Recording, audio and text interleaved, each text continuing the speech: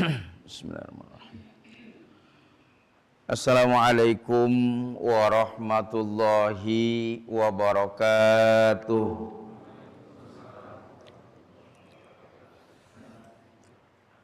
Innal hamdalillah wassalatu wassalam ala Rasulillah wa ala alihi wa sahbihi wa man tabi'ah wa wala.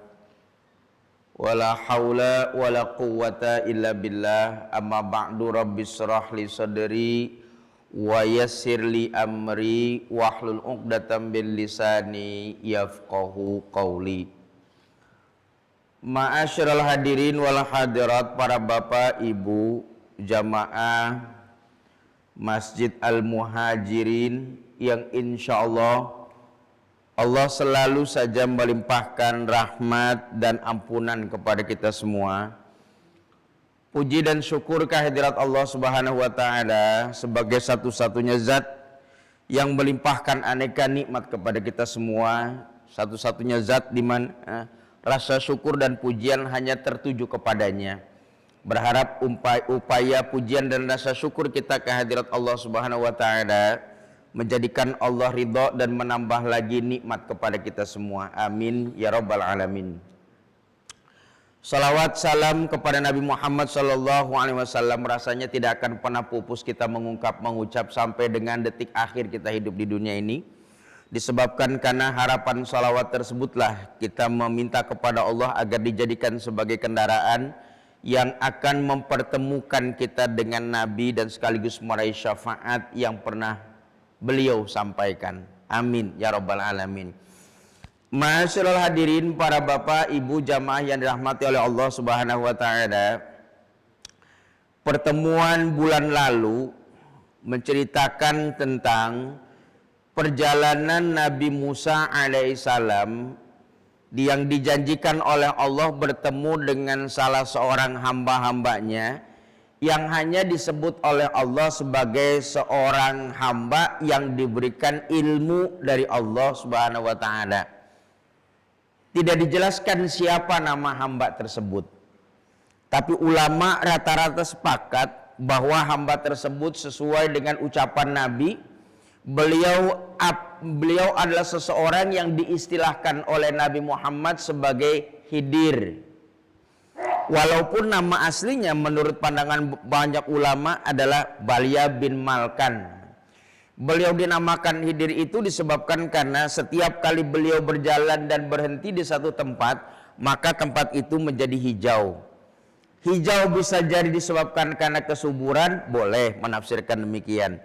Hijau pun saya lebih setuju dengan pandangan ulama yang menyebutkan hijau itu kan keteduhan dan ketenangan. Sehingga setiap kali Khidir itu tinggal ataupun bertempat tinggal di satu tempat, maka Khidir menebarkan kedamaian, ketentraman kepada tempat itu. Saya lebih setuju tafsir yang ini. Walaupun tidak menyalahkan, bahkan mungkin benar juga yang menyatakan tumbuh subur tempat-tempat tersebut. Tapi kalau tafsir yang kedua kita pahami bahwa orang itu atau Khidir kalau masuk ke satu daerah memberikan ketenangan dan kesejukan, rasanya itulah tugas para nabi, bahkan setidaknya diikuti oleh para mubaligh, ustadz atau kiai yang sampai kepada satu tempat memberikan keteduhan dan kenyamanan pada tempat yang dia singgahi, bukan memberikan provokasi atau memperpanas suasana. Begitulah Khidir sebagai penjelajah itu.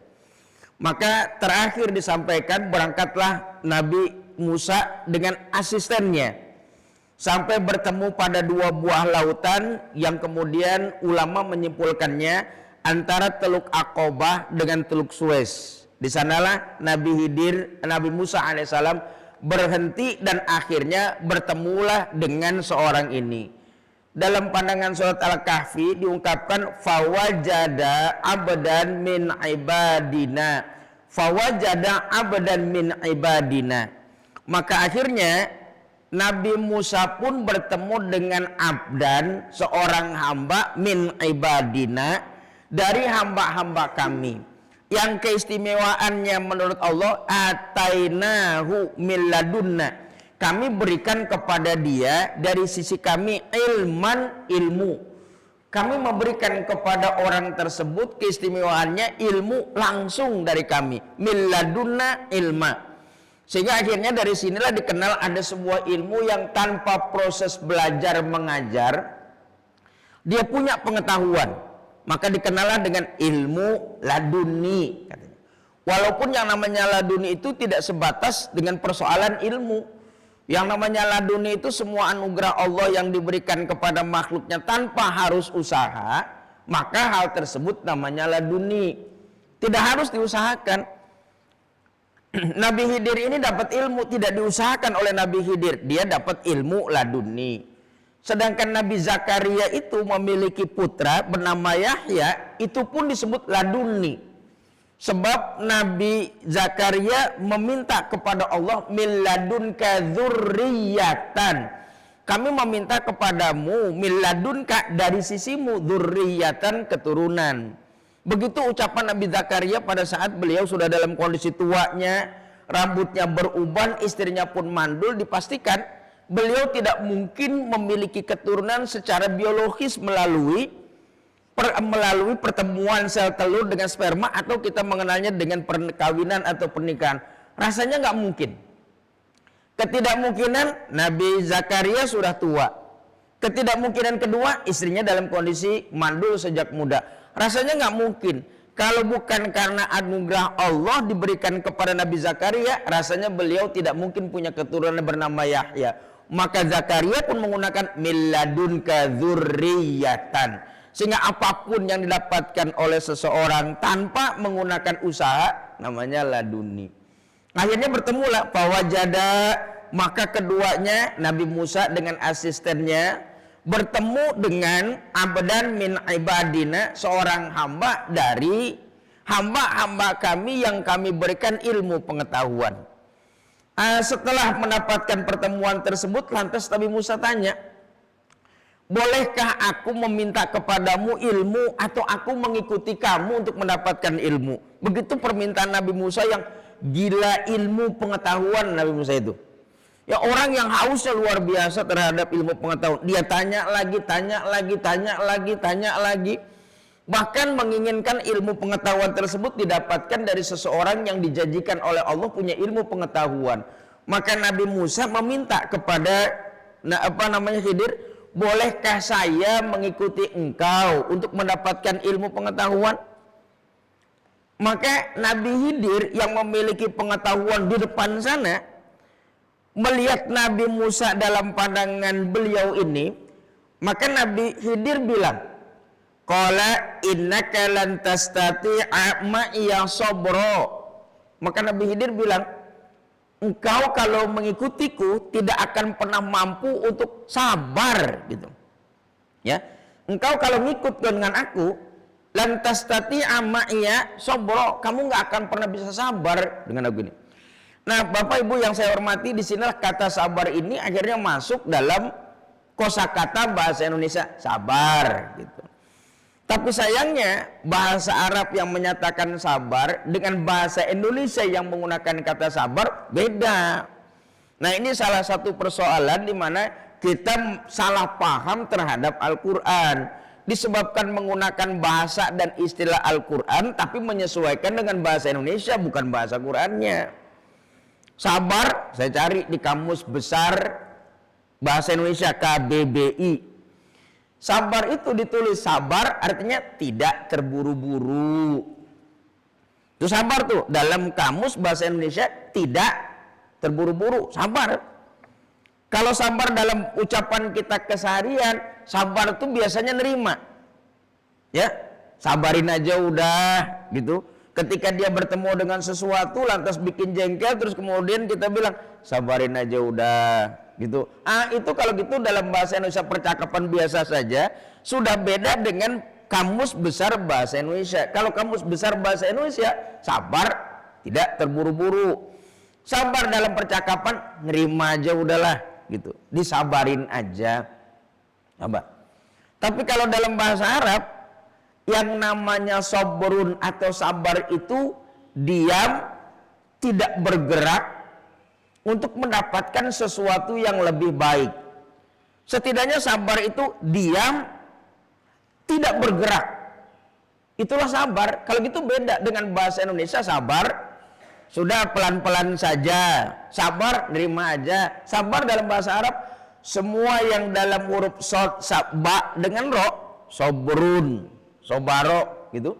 Maka terjemahnya adalah diam, tidak bergerak untuk mendapatkan sesuatu yang lebih baik. Dia diam, itu sabar. Maka sabar itu kalau dibilang diam untuk menerima sesuatu yang lebih baik, kalau gitu sabar tidak identik dengan kelemahan sebenarnya sih. Sabar itu kan kuat. Kalau kita sabar udah kehabisan, udah tenangin aja, udah sabar aja, udah tinggal terima. Sabar pelan-pelan aja udah gitu.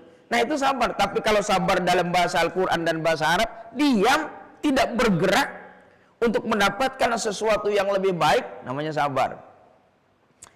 Bapak kalau jalan ke pinggir pantai, Bapak akan menemukan batu karang kan?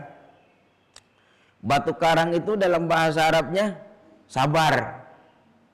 Sobrun, itu batu karang tuh. Kenapa batu karang itu dinamakan sabar? Karena batu karang itu tiap detik diterpa ombak, ditampar ombak, dia tetap aja di situ tuh. Nggak bergerak sama sekali. Udah miliaran kali ombak menerpa itu, tapi diem aja. Saya mungkin pernah bilang kalau waktu kecil saya lewat di daerah Anyer, itu kan ada karang bolong. Karang bolong itu dari saya kecil ditampar ombak sampai sekarang hari ini, tapi masih di situ aja karangnya tuh. Ya, nggak pernah berubah dia. Ditampar lagi, ditampar lagi, ditampar lagi, dia tetap aja diam, tidak pernah bergerak. Maka akhirnya batu karang pun dinamakan sabar. Karena diam, tidak bergerak untuk mendapatkan sesuatu. Nah, sabar dalam kenyataannya ini muncul sampai sekian puluh kali kalau saya nggak salah. Kata sabar itu dalam Al-Quran sekitar 70 kalian katanya dimunculkan oleh Al-Quran. Muncul lagi sabar, muncul lagi sabar, muncul lagi sabar, muncul lagi sabar. Kalau sebuah kata itu dimunculkan dalam Al-Quran berulang-ulang, tandanya kata tersebut atau kalimat tersebut ada dalam kehidupan manusia setiap hari loh. Dan dia harus dipakai karena muncul lagi, muncul lagi, muncul lagi, muncul lagi. Ada kata yang tidak muncul dalam Al-Quran cuma sekali sudah. Ada. Nggak pernah dimunculkan lagi. Salah satunya sifat Allah Al-Mutakabbir. Kalau Bapak baca Asmaul Husna Ar-Rahman Ar-Rahim itu kurang berapa kali? Bismillahirrahmanirrahim. Alhamdulillahirabbil alamin. Ar-Rahmanir-Rahim. Itu dalam surat Al-Fatihah aja dia udah ngulang 2 kali. Belum lagi kalau Bapak Ibu membaca dalam kalimat-kalimat yang lain, dia akan terulang. Artinya sesuatu yang diulang-diulang pasti lebih banyak dipakai. Maka Ar-Rahman Ar-Rahim itu diulang berulang-ulang. Kalau gitu Allah selalu mencurahkan rahmatnya kepada makhluk setiap saat dan tidak pernah berkurang rahmat tersebut. Karena berulang. Tapi ada ungkapan ataupun ada sifat Allah yang gak pernah muncul dalam Al-Quran kecuali sekali. Dalam surat Al-Hasr. Al-Mutakabbir. Nah, Al-Mutakabbir itu kalau mau diterjemahkan secara harfiahnya, mutakabbir itu kan sombong. Ya, sombong tuh. Mutakabbir. Kita sering nyebutnya kata takabur. Takabur jangan sombong. Pelaku takabur namanya mutakabbir, sombong. Dan Allah yang sombong cuma sekali mengeluarkan kata sombong itu. Sesuatu yang dipakai oleh Allah, salah satunya sombong, berarti sesuatu itu bagus. Kalau dipakai oleh Allah tuh, segala sesuatu yang disandang oleh Allah, maka sesuatu tersebut pasti bagus. Kalau gitu yang namanya sombong bagus nggak? Hah? Bagus nggak sombong itu? Bagus. Sombong disandang oleh Allah kok gitu. Kalau gitu yang namanya sombong itu bagus. Cuman kan pandangan kita selalu kalau ketemu kata sombong jelek gitu. Padahal sombong itu kan disandang oleh Allah. Kalau gitu bagus. Ar-Rahman bagus, Ar-Rahim bagus, Al-Ghafur bagus, An-Nafi bagus. Semua yang disandang Allah pasti bagus. Sombong disandang oleh Allah bagus. Cuma kesombongan ini tergantung pemakaiannya gitu. Dia nggak jelek. Sombong itu bagus kalau sesuai pemakaiannya atau yang menggunakannya cocok pakai sombong itu. Kalau orang bilang sih Allah sudah pasti sombong bagus Pak, kalau manusia mah sombong jelek. Belum tentu sombong itu jelek. Sombong itu bisa dikategorikan bagus tergantung pemakainya gitu. Saya contohkan gini, Bapak Ibu yang saya hormati. Ketika seorang panglima perang inspeksi pasukan, ya, inspeksi pasukan dia. Itu panglima perang kalau sudah mau perang atau inspeksi pasukan, kan dirinya diri orang sombong tuh panglima itu tuh. Ya. Maka dia tegakkan badannya kayak gini gitu. Bukankah menegakkan jalan seperti ini lambang kesombongan? Tapi pada saat itu memang butuh model kayak begini. Biar kelihatan gagah di tengah pasukannya, bahkan dia dianggap berani di hadapan lawannya. Begini dia. Tapi begitu jalan inspeksi pasukan, terus kemudian istrinya dari samping negur, Mas, langsung ibu gitu, kapan datang, langsung turun lagi tuh. Ya, kalau depan pasukannya gagahnya luar biasa. Nah dia sombong boleh mendirikan dengan kesombongan. Bahkan saya pernah bilang boleh jadi sesumbar pada saat akan melakukan peperangan pun kesombongan, tapi itu wajib. Setidaknya mengalahkan lawan dalam persoalan perang urat sarafnya. Saya nggak ngerti waktu kecil itu para petinju itu kalau udah konferensi pers itu sombongnya luar biasa. Orang-orang yang mau bertarung nggak sekedar petinju aja, apapun pertarungannya, terus kemudian konferensi pers, kemudian dibuka bajunya, kemudian dengan laganya kayak begini, kemudian sampai kemudian dagu lawannya udah kayak gini, menatap pandangan dengan sombongnya luar biasa. Itu kan konferensi pers. Ditanya, kira-kira berapa ronde nih? Maka dengan sombongnya dia bilang, model kayak begini mah cuma 1 ronde, habis sudah. Gitu. Sombong. Saya waktu kecil nggak ngerti. Sombong amat sih. Yang satunya ketika dia bilang 1 ronde, dia bilang, saya kalau model kayak begini, setengah ronde selesai. 1 ronde ditawar setengah ronde gitu. Bukankah itu kesombongan semua? Tapi kenapa itu dilakukan? Persoalannya mereka perang urat saraf, maka harus menampakkan kesombongan itu. Pada saat itu perang menunjukkan kesombongan untuk menjatuhkan lawan setidaknya. Jarang ada petinju kemudian lulusan gontor, petinju lulusan gontor, terus kemudian ketika lawannya bilang berapa ronde? 1. Yang lulusan gontor bilang, kamu, saya mah gimana Allah aja, menang aja alhamdulillah, kalah emang udah takdir. Kan nggak ada. Kalau gitu bukankah dia wajib bicara keras tinggi, sombong? Cuman orang-orang model begini sombongnya cuman dalam pertarungannya aja. Kalau sudah dalam kehidupan normal ya biasa lagi sudah. Panglima perang ketika mau perang dia sombongin, tapi selesainya biasa-biasa lagi. Kalau gitu sombong itu jarang dipakai kecuali kebutuhan tertentu. Sehingga bisa dibenarkan ungkapan at-takabbur alal mutakabbir sodako, sombong kepada orang yang sombong, tapi syaratnya sombong kepada orang yang sombong sedekah. Ya, sombong kepada orang yang sombong, kan kepada orang yang sombong, bukan kepada orang yang nggak sombong. Maka kalau sombong kepada orang yang sombong sedekah, berharap orang yang disombongi ini lantas sadar bahwa masih ada langit di atas langit gitu. Nah, sabar sekali lagi nih, muncul dia. Maka ketika sabar itu muncul sekian puluh kali dalam Quran kata sabar muncul. Kalau sekian kali kata sabar itu muncul dalam Al-Quran, menandakan dia mesti dipakai dan pasti dipakai. Sombong sekali boleh jadi seumur hidup kita nggak pakai sama sekali. Tapi kalau ada kebutuhan sekali dalam seumur hidup bisa jadi kita pakai. Tapi kalau sabar dimunculkan berulang seperti Ar-Rahman Ar-Rahim, karena manusia pasti pakai sabar ini. Maka Nabi Khidir bilang innaka lan tastati amma ya sabra, kamu nggak bakal sabar. Artinya Nabi Khidir bilang kepada Nabi Musa, kamu nggak sanggup diem pasti deh. Kamu nggak sanggup diem untuk melakukan sesuatu. Nah, Bapak Ibu yang saya hormati, setidaknya sabar ini berhadapan dengan 3 nih. Kata sementara ulama sabar ada 3. Sabar tingkat tinggi, sabar yang menengah, dan sabar tingkat rendah katanya. Sabar yang tingkat rendah ini sabar yang harus dipakai oleh seseorang pada saat dia mengalami musibah. Ya, ngalamin musibah terus dia pakai sabar, maka sabar itu tingkat rendah. Maaf, kalau suatu masa suami atau istri atau anak kita meninggal dunia, maka kehilangan anak, kehilangan istri, kehilangan anak, kehilangan istri, kehilangan suami, terus kita diperintahkan untuk bersabar, maka sabar kita pada saat itu merupakan sabar tingkat rendah. Sabar tingkat rendah. Ini kalau ini disampaikan terus kemudian tidak dijelaskan, orang nggak bisa nerima. Masa kehilangan anak, kehilangan istri, kehilangan orang tua, kehilangan kendaraan, kehilangan rumah yang kita cintai, terus kita diperintahkan sabar, sabarnya tingkat rendah. Orang susah nerima.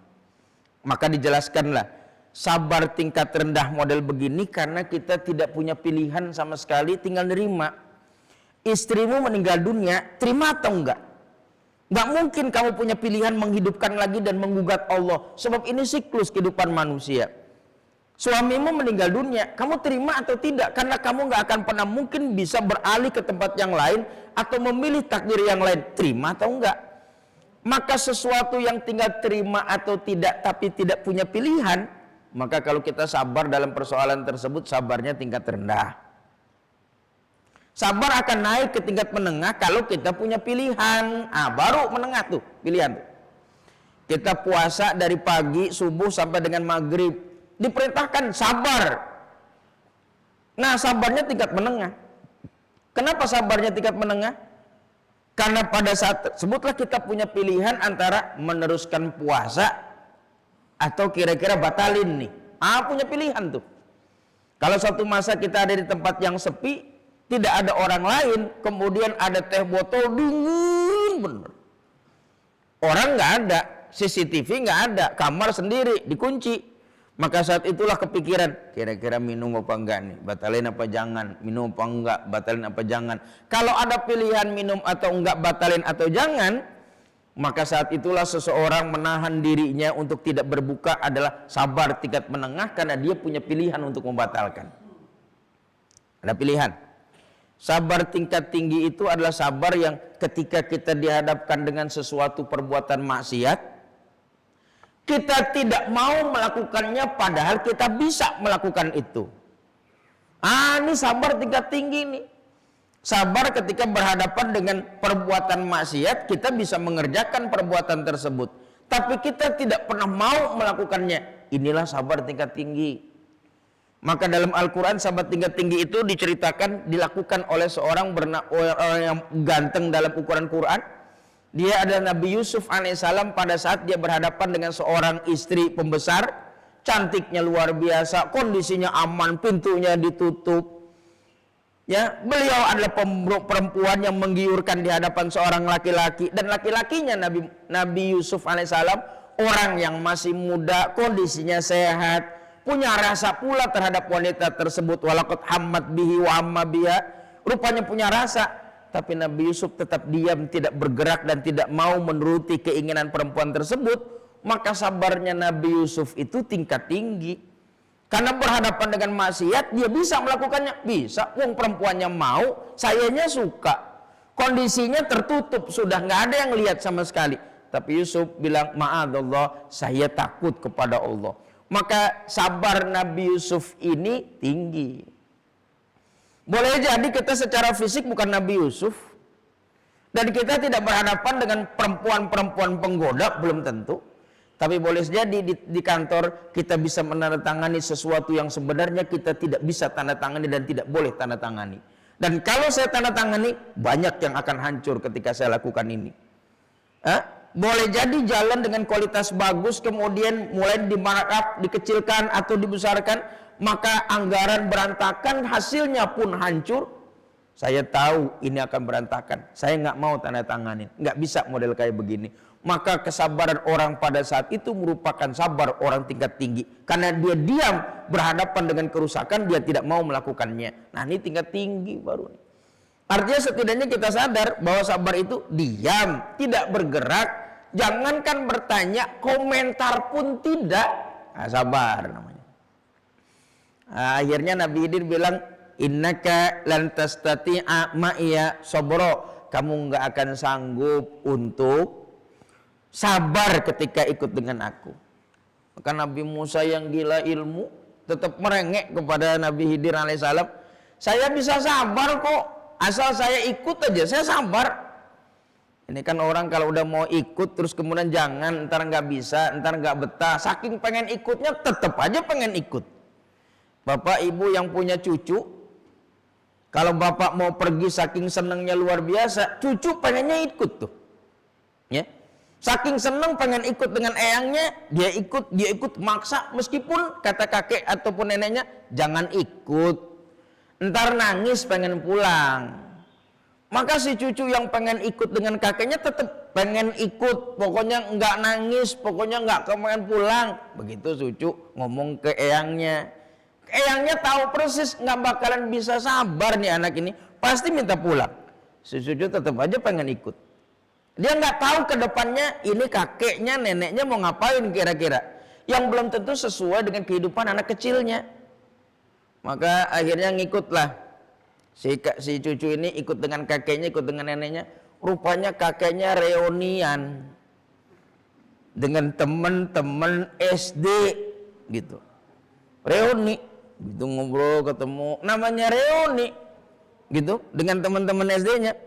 Yang diobrolin asam urat, ya, gula darah, kaki nggak bisa ditekuk. Terus kemudian si Anu udah meninggal, si ini di rumah sakit. Ini cucu kan nggak selevel. Akhirnya si cucu minta pulang kan akhirnya nggak betah. Padahal dia dengan teman-temannya sudah dalam kondisi reuni silaturahim, senangnya luar biasa, ceritanya enak. Bagi mereka ceritanya enak. Bahkan menceritakan begini di zaman SD dulu sesuatu yang membuat kenangan-kenangan itu muncul dan nikmat untuk diceritakan. Tapi bagi si cucu kan nggak ngerti. Akhirnya bukankah banyak cucu minta pulang akhirnya? Kalau gitu bener kan eyangnya bilang jangan ikut, ntar nggak betah, ntar minta pulang. Akhirnya minta pulang, bener kan?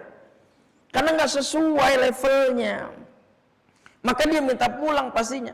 Maka Nabi Musa atau Nabi Khidir bilang kepada Nabi Musa, innaka lan tastati'a ma'iya sabra. Kamu nggak bakal sabar kalau ikut dengan saya. Nabi Musa tetap ngerengek.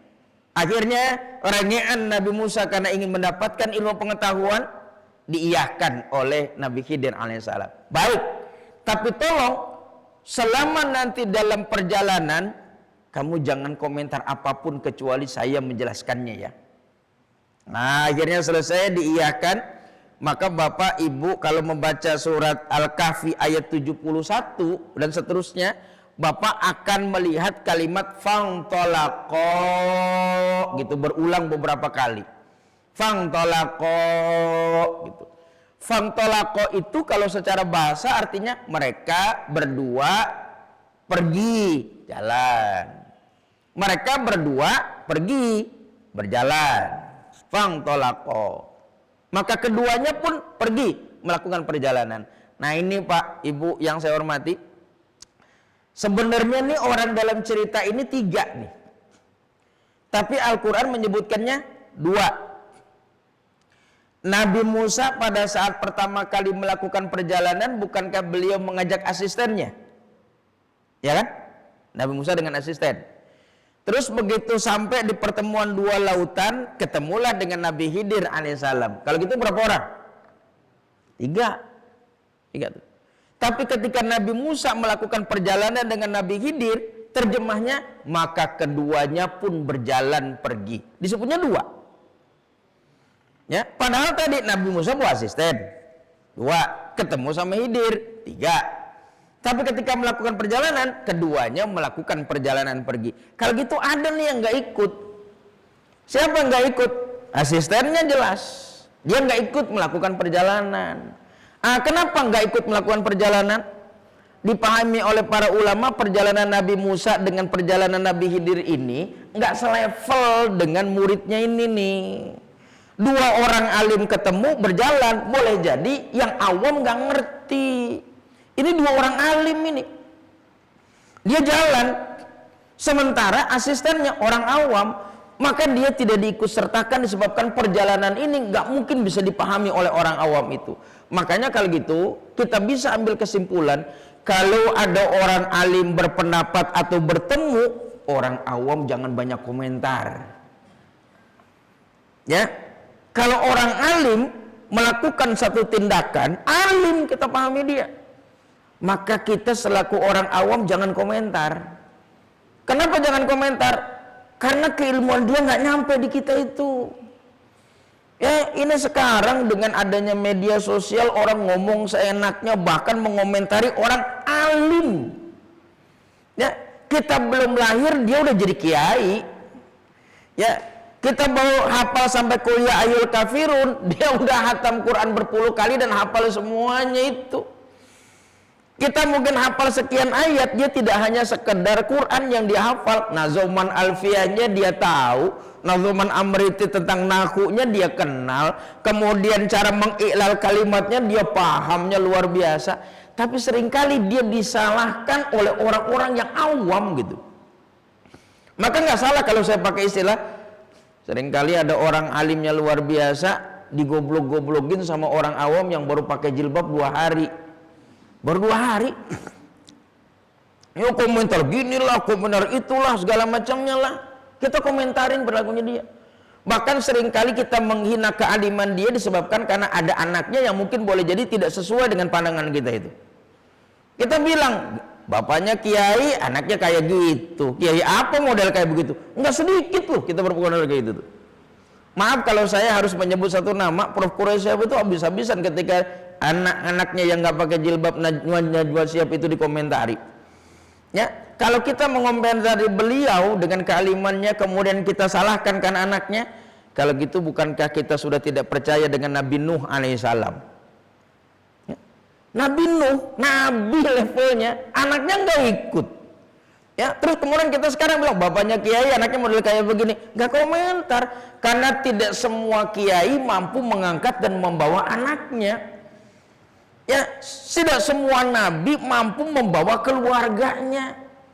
Bukankah Nabi Lut alaihissalam sudah berjuang luar biasa menyelamatkan kaumnya, dibocorkan rahasianya oleh istrinya? Nabi Lut, masa kita mau bilang ke Nabi Lut model kayak begitu, istrinya aja model kayak begini? Apakah kita mau ngomong kayak gitu? Ya, seringkali modelnya kayak begini kita ini komentar. Padahal kealiman seseorang itu belum tentu mampu mengangkat keluarganya. Saya tidak ingin menyalahkan dia yang tidak pakai jilbabnya, enggak. Tapi pandangan kita menyalahkan sang alim ini yang saya salahkan. Banyak kitab-kitabnya. Kita baca kitabnya aja enggak. Ya, Qur'annya aja jarang. Dia hafal tidak hanya sekedar Al-Qur'annya, penafsirannya, kalimatnya, bahkan sampai ada ulama yang ini kalimatnya ada di mana, terus kalau di Quran baris keberapa, dia hafal sampai barisnya. Ya, hadisnya dia hafal sampai dengan halamannya, bab sekian, perawinya sekian, begini, dia hafal. Kalau dia hafal dan dia tahu betapa kealimannya luar biasa, sehingga kalau ada 2 orang alim, siapapun itu ketika menyampaikan statementnya, kita selaku orang alim diam aja udah. Ya, nggak level kita ini nih nilainya. Kenapa? Ada keilmuan yang belum tentu kita dapati itu tuh. Saya dulu pernah sholat jenazah di daerah Kebun Jeruk. Di situ ada kiai. Nah, pas begitu saya sholat, dia melaksanakan sholat jenazah 11 kali takbir. Kalau kita biasanya berapa? 4 kan? Dia 11. Kan bikin gaduh gitu. Terus kemudian kita nggak ngerti, orang 4 kiai kok mau gini 11. Maka akhirnya saya sounding, terus kemudian saya nanya, kiai gitu, kalau sampai 11 kali takbir ini gimana? Dia cuma bilang begini, kamu punya kitab Iqna enggak? Gitu. Belum, beli gih, cari di situ. Penasaran saya beli. Begitu ketemu, satu masa Nabi pernah menyalatkan seorang jenazah dengan 11 kali takbir. Ada 11 kali takbirnya itu. Sayanya nggak ketemu kitabnya, namanya baru dikasih sama beliau itu. Tertarik, cari aja sendiri, coba di situ. Cari, rupanya ada. Bukankah beliau itu berpahamkan luar biasa? Kitanya yang nggak tahu referensinya, kitanya yang nggak tahu, tapi kitanya sok tahunya luar biasa. Ini kan penyakit masyarakat yang susah sekarang, memberantas orang-orang sok tahu.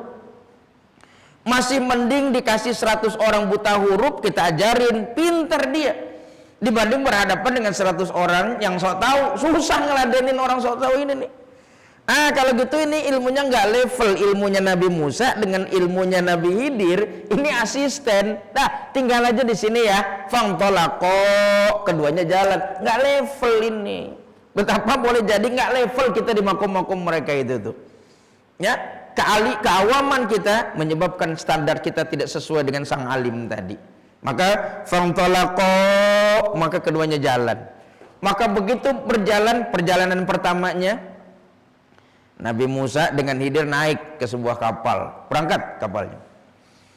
Begitu berangkat di tengah lautan, Nabi Khidir melubangi kapalnya, bikin kapalnya coret-coret, jeleknya luar biasa. Bahkan yang paling parah dilubangin. Begitu dilubangin, Nabi Musa lihat. Maka kata Nabi Musa apa? Kenapa kamu lakukan ini? Bukankah kamu akan menenggelamkan orang yang ada di kapal ini nantinya? Kita bisa mati semua kalau dilobangin-lobangin kayak begini. Maka begitu Nabi Musa bilang, kenapa kayak gini dilobangin kita bakal mati? Maka Khidir bilang, betul kan? Saya bilang juga waktu pertama berangkat, kamu nggak bisa sabar kan? Nggak nanya kan? Ngomong kan? Bener kan? Udah dibilangin kalau ikut saya jangan ngomong ya. Nih ngomong, nanya lagi. Kalau begini caranya kita bisa tenggelam ini. Kamu mau matikan semua orang. Tuh kan udah dibilangin jangan, mesti sabar, jangan banyak ngomong, ntar saya jelasin. Akhirnya Nabi Musa sadar, saya minta maaf gitu. Ya, saya nggak bakal nanya lagi deh. Dah, turun dari kapal, perjalanan kedua jalan, dia ketemu seorang anak yang masih kecil. Ada yang bilang remaja, tapi saya lebih setuju anak kecil, gulaman. Gulam itu ya masih anak kecil, bukan rojulan seorang itu. Masih kecil, belum punya dosa, usia sekitar 10 tahun ke bawah. Maka Nabi Khidir begitu ngelihat anak tersebut, maka dibunuh oleh Nabi Khidir seketika. Begitu dibunuh, Musa spontan, kamu melakukan kejahatan kalau model begini. Udah anak kecil, nggak punya dosa, nggak membunuh apa-apa, kamu bunuh anak ini. Ini perbuatan luar biasa dosanya ini. Maka Nabi Khidir nengok, bener kan, nggak sabaran kan? Saya bilang juga jangan ngomong kan? Ini ngomong nanya lagi, bahkan dikecamlah Nabi Khidir karena membunuh si anak tersebut. Kamu melakukan perbuatan dosa, biadab model kayak begini.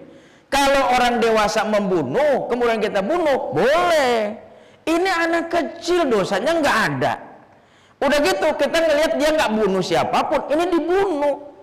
Maka Nabi Khidir bilang, benar kan?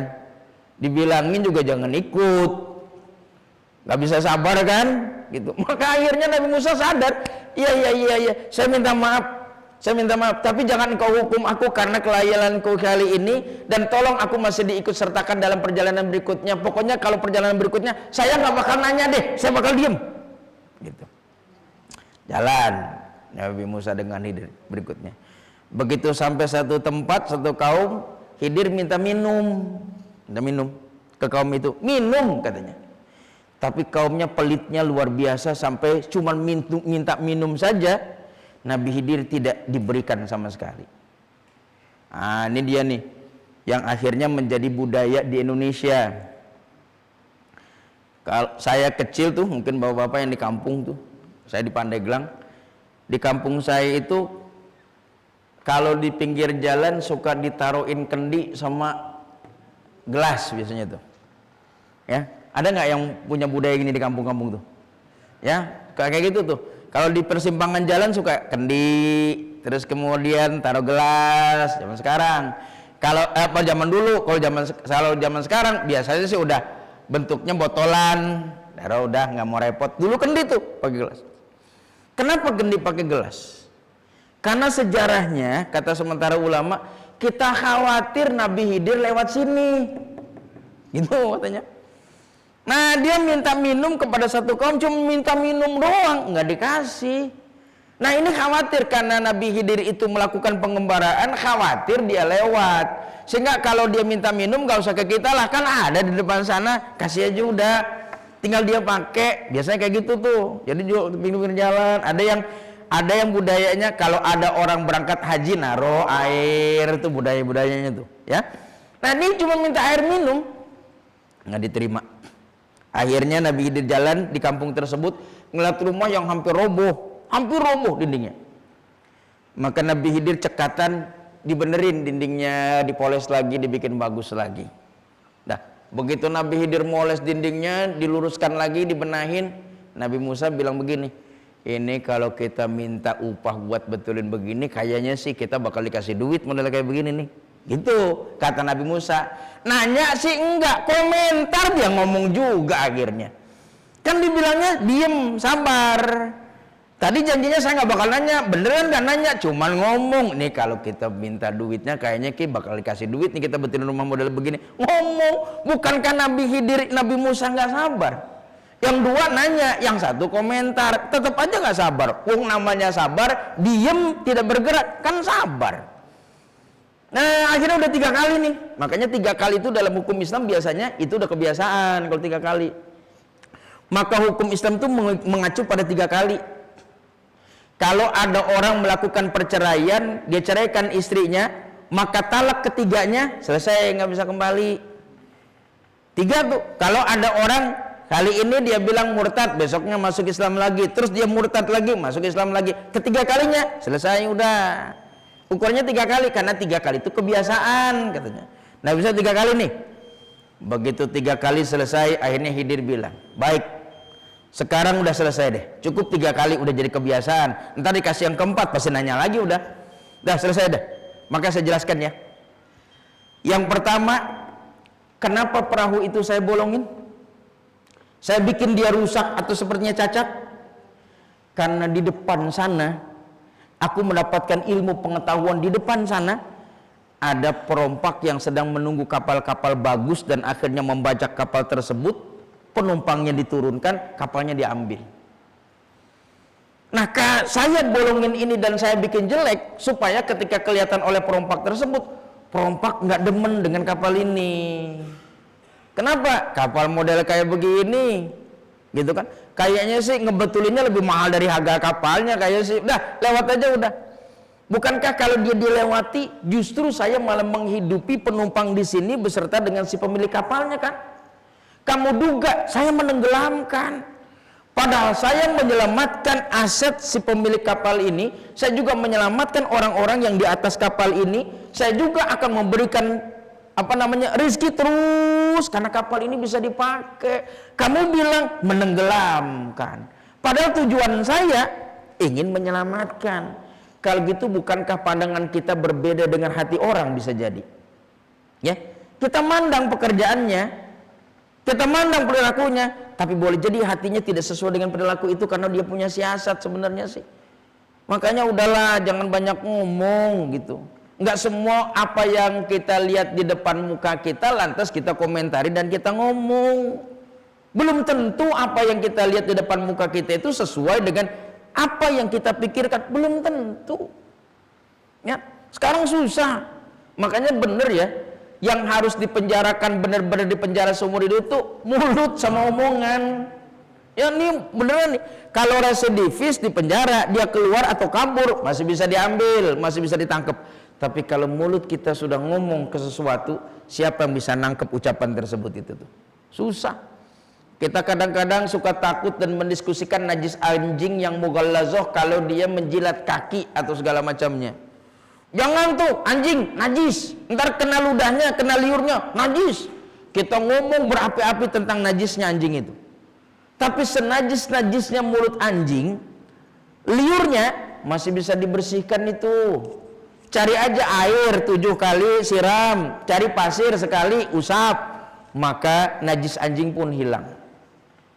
Tapi kalau mulutmu sudah keluar dengan ucapanmu menyakiti perasaan saya, air mana yang bisa menghilangkan kekeruhan hati saya ini nih? Nggak ada. Kamu mau siram pakai air apapun, kalau kamu sudah ngomong nyakitin saya, Rasanya meskipun saya memaafkan, kenangannya tetap nyangkut di sini nih. Makanya senajis-najisnya mulut anjing masih bisa dicuci, tapi kalau ucapanmu menyakiti perasaan saya, susah kamu nyari air untuk bersihkan apa yang ada di hati saya ini nih. Tetap aja saya nggak nyaman. Saya sudah bilang, saya minta maaf, saya maafkan, tapi rasanya kenangan tersebut susah dihilangkan. Karena memaafkan tidak include dengan menghilangkan ingatannya, karena kita ingat kok. Ya, kalau gitu kamu nggak bisa sabar. Minta maaf lah. Yang kedua, kamu lihat anak kecil. Iya, saya bunuh kan? Iya. Kamu bilang dosa kan? Iya. Padahal aku membunuh anak tersebut karena disuruh oleh Allah, bukan kemauan aku. Makanya kalimatnya ketika membunuh itu disebut kami membunuhnya, kami membunuhnya. Bapak cek dalam Al-Quran nanti ketika Nabi Khidir bilang kami membunuhnya, bukan aku membunuhnya. Kenapa tadi bilangnya aku ketika membunuh? Kami membunuhnya, dan kami akan mengganti nanti dengan keturunan berikutnya. Karena Nabi Khidir menyertakan Allah dalam pembunuhan itu, bukan saya. Aku disuruh oleh Allah. Kalau gitu ada perintah Allah untuk membunuh orang lain? Iya, perintah. Bukankah memenggal pelaku-pelaku kejahatan perintah Allah? Saya yang melaksanakannya. Bukankah hukuman mati dilaksanakan oleh manusia, tapi perintahnya perintah Allah. Kami membunuhnya, bukan aku. Itu perintah Allah. Dan Allah tahu nanti anak kecil ini akan berbuat durhaka kepada orang tuanya. Orang tuanya ini orang baik. Maka dibunuhlah si anak ini. Nanti kami akan mengganti lagi dengan yang lebih baik. Kami, bukan aku. Nah, itu yang tidak banyak orang tahu. Kenapa sih bunuh? Padahal Nabi Khidir pakai kami untuk mengikutsertakan Allah dalam proses pembunuhannya. Yang ketiga nih, terakhir. Kenapa tembok rubuh itu aku benahi? Di bawah tembok ini ada harta anak yatim. Bapaknya ninggalin harta di bawah tembok itu. Kalau temboknya sampai rubuh, ini kan harta keuruk sama tembok ini. Nanti si anak tidak bisa mendapatkan harta itu. Padahal bapaknya pengen anaknya dapat itu. Maka aku benahin temboknya supaya hartanya bisa dipakai oleh anak yatim itu. Kamu malah minta duit gitu. Ada proyek nih gitu. Ngamuk gitu. Nah, tapi saya kan menyelamatkan ini. Persoalan penduduknya nggak ngasih minum bukan persoalan, tapi saya kesian dengan anak yatim itu. Bukankah kalau gitu 3 cerita ini menunjukkan betapa ada perilaku orang lain yang mungkin boleh jadi kita tidak bisa menilainya, susah. Maka sering Nabi bilang ketika ada orang komentar tentang orang lain, maka Nabi cukup berkata kepada orang itu, kamu sudah pernah belah dadanya belum untuk mengetahui isi hatinya kenapa? Belum. Yang komentar ya, betapa kalau isi hati itu dikeluarkan, semua kita tahu isi hati dan pikiran orang, maka kita selaku manusia sulit untuk berinteraksi ya. Kalau semua pikiran orang itu terbuka oleh kita semua, isi hati terbuka, yang susah kita. Ini kita masih bisa pura-pura biasa aja deh, padahal hati kita lagi keruh dengan orang itu tuh. Kalau dia bisa tahu, kan akhirnya kita nggak ketemu. Bukankah akhirnya repot kita ini nih? Sehingga setidaknya kita tidak terlalu banyak menilai pandangan-pandangan orang atau ucapannya, karena boleh jadi dia melakukan sesuatu yang kita tidak tahu atau ada maksud di balik itu semua. Saya bisa menjadi orang munafik ketika saya harus mendamaikan 2 pihak yang sedang berseteru. Saya munafik di depan orang itu. Si A berantem dengan si B. Saya datang ke rumah si A. Si A-nya bilang, si B, ya Allah, ngomong gini ke saya. Saya dikesakitin begini. Saya pengen si A damai dengan si B. Terus kemudian saya ngomong sama si A, perasaan saya belum pernah denger deh si A itu tuh ngomong kayak begitu. Si B ngomong begitu. Setahu saya dia banyak muji malah. Nggak kayak ngomongan kayak begini. Bukankah saya bohong dan munafik? Begitu sampai di sini si A begini. Kayaknya enggak deh, kayaknya biasa-biasa aja. Bukankah saya berusaha menenangkan pikiran orang tersebut dengan berbohong? Kesini bilangnya begini, kesini bilangnya begini. Bukankah saya munafik? Kalau gitu, kemunafikan saya dilihat orang, padahal sebenarnya ada niat untuk mendamaikan kedua belah pihak yang sedang berseteru. Mudah-mudahan kisah Nabi Khidir dengan Nabi Musa menginspirasi kita semua untuk bisa menjaga mulut kita. Ya, komentar-komentar.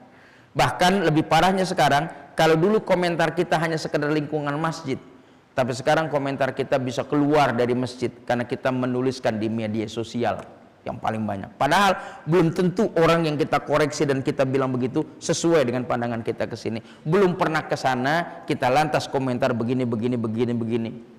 Ya, kita belum pernah berangkat haji, belum berangkat umroh, terus ngeliat orang posting seneng banget di depan. Nah, tanya Ustadz Ali tuh.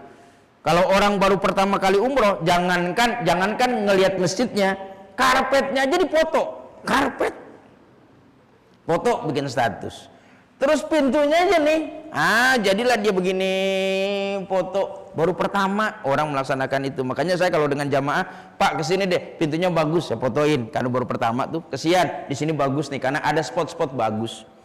Lantas kita yang ngelihat langsung norak amat, satu lagi foto lagi, satu lagi foto lagi. Bagi orang yang belum pernah ke sana ngomong norak amat. Begitu dia berangkat ke sana lebih parah daripada yang diomongin. Kan bisa jadi model kayak begitu, kan belum pernah dia. Kalau belum pernah kita komentari kepanjangan. Begitu kita sampai ke sana, ulah kita lebih parah daripada orang lain itu tuh. Makanya jangan suka komen. Saya kalau nggak tahu biarin aja, udah orang lagi seneng ini, ngapain bilang obak kamu ke sana? Beda. Orang mengomentari orang yang rumah tangga, sementara si pengomentar belum pernah ngerasain rumah tangga. Oh, biasanya model kayak gini nih, perempuan kayak gini, gue ceraiin aja udah gampang gitu ngomongnya. Tapi begitu dia rumah tangga, untuk mengungkapkan perceraian, gimana ntar keluarga saya, gimana anak saya, nggak langsung. Tapi yang ini gue ceraiin aja gampang. Dia karena belum berpengalaman. Jadi jangan mengomentari sesuatu yang kita belum pengalaman. Demikian kurang lebih kisah Nabi Musa dengan Khidir yang kita wujudkan dalam kehidupan sosial kita, di mana kita dengan mudahnya mengirimkan berita-berita yang sebenarnya kita tidak tahu, kita nggak ngerti, kita tidak pernah melakoni, tapi komentar kita melebihi para pakar-pakar yang aslinya. Demikian, mudah-mudahan terjaga lisan kita, setidaknya lisan pun terjaga, hati pun terjaga, sehingga hidup terasa tenang dan nyaman. Demikian kisah Nabi Musa dengan Khidir. Ada pertanyaan sedikit mungkin dari sebelah kan? Para Ramlan biasa. Sebentar pakai itu. Kalau bapak nggak nanya, kita nggak ngaji ini. Harus nanya. Ayo, Pak. Langganan saya ini kalau nanya. Lanjut, Pak.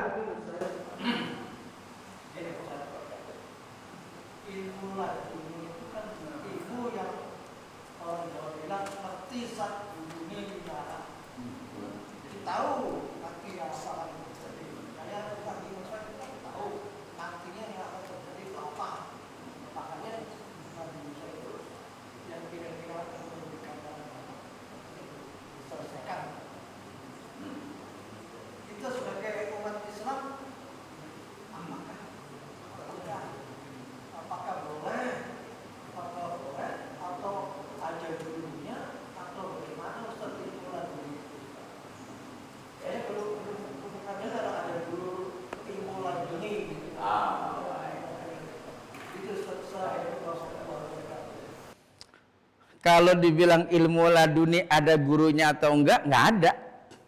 Kan datangnya dari Allah. Nggak ada, kita belajar ilmu laduni nggak mungkin, ilmu laduni pelajari nggak mungkin. Karena dia dikasih aja. Dan tidak semua orang mendapatkan itu karena Allah memilih.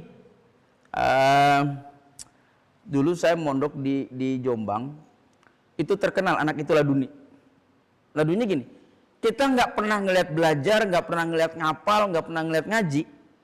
Tapi kalau disodorin kitab, dia cuma tidur aja. Tapi kalau di kitab, dia baca bener semua. Apa yang disampaikan oleh guru ketika di kelas, dia menyampaikannya tuh. Maka kita bilang, dia anak NTB waktu itu tuh. Dia laduni tuh. Kerjanya cuma tidur aja. Tapi kan nggak semua 1000 santri tidur, pinter semua. Itu kalau kita cuma tidur, tambah blow-on-nya biasanya sih, bukan tambah pinternya. Nah kalau gitu, dia dikasih. Nggak bisa diusahakan. Maka kalau Bapak bilang, ada nggak gurunya? Nggak bakal ketemu gurunya. Karena Allah memberikan kepada orang-orang yang ingin Allah berikan tanpa kita bisa menolak sama sekali. Jadi nggak ada. Tapi kita percaya nggak ada ilmu laduni? Ada, ilmu laduni itu ada. Bahkan jangankan ilmu laduni, tadi anak yang laduni seperti Nabi Zakaria aja, bukankah kami memberitahu kamu akan memiliki anak bernama Yahya? Begitu kurang lebih. Jadi kalau pertanyaan gurunya ada nggak? Nggak ada. Tapi percaya nggak? Percaya, karena Quran menyebutkan berulang-ulang kata laduni. Bisa laduni, bisa ladunka, bisa ladaina. Begitu kurang lebih, Pak. Baik, rasanya enggak. Baik, ini rasanya yang dapat saya sampaikan. Insya Allah ketemu lagi dalam pertemuan berikutnya. Terima kasih. Wallahu muwaffiq ila aqwamit thoriq. Wassalamualaikum warahmatullahi wabarakatuh.